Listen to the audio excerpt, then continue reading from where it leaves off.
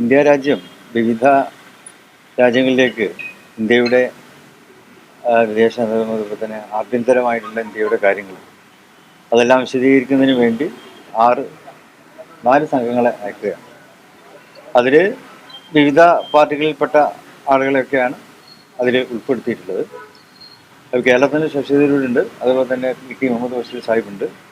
അവരെല്ലാവരും ഇന്ത്യയുടെ നയങ്ങളെ വിശദീകരിക്കുന്നതിന് വേണ്ടി, അതായത് ഇന്ത്യ എന്നും സമാധാനത്തിൻ്റെയും ശാന്തിയുടെയും സഹിഷ്ണുതയുടെയും ആ ഒരു നിലപാട് ഉയർത്തിപ്പിടിച്ചിട്ടുള്ള ഒരു രാജ്യമാണ്. പ്രത്യേകിച്ച് തീവ്രവാദ ഭീകരവാദ നയങ്ങൾക്ക് എതിരെ ഇന്ത്യ ഉയർത്തിപ്പിടിച്ചിട്ടുള്ള മതസൗഹാർദ്ദത്തിൻ്റെയും സാഹോദര്യത്തിൻ്റെയും മതേതരത്വത്തിൻ്റെയും നിലപാടുകൾ അത് മറ്റ് രാജ്യങ്ങളെ ബോധ്യപ്പെടുത്തി കൊടുക്കുക എന്നുള്ളത് ഇന്ത്യയുടെ ഏറ്റവും വലിയൊരു ആവശ്യമാണ്. അതാണിപ്പോൾ നിർവഹിക്കുന്നത്. പാകിസ്ഥാനും അവരുടെ ആളുകളുമെല്ലാം ഇന്ത്യയെക്കുറിച്ച് മോശമായിട്ടുള്ള അഭിപ്രായങ്ങൾ മറ്റ് രാജ്യങ്ങൾക്കിടയിൽ അടിച്ചേൽപ്പിക്കാൻ ശ്രമിക്കുന്നുണ്ട്. അപ്പോൾ സ്വാഭാവികമായും അതിനെ തിരുത്തേണ്ടത് ഇന്ത്യയുടെ ബാധ്യതയാണ്.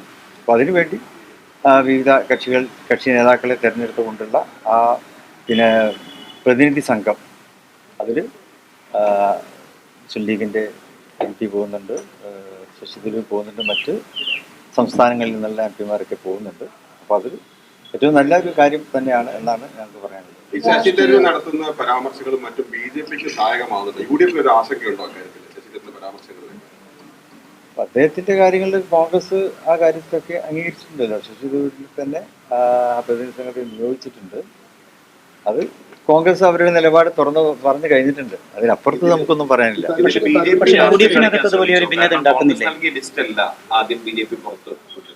കോൺഗ്രസിന്റെ ആഭ്യന്തര കാര്യമാണ് ഞങ്ങൾ പറഞ്ഞല്ലോ. അതിൽ കൂടുതലൊന്നും പറയാനില്ല.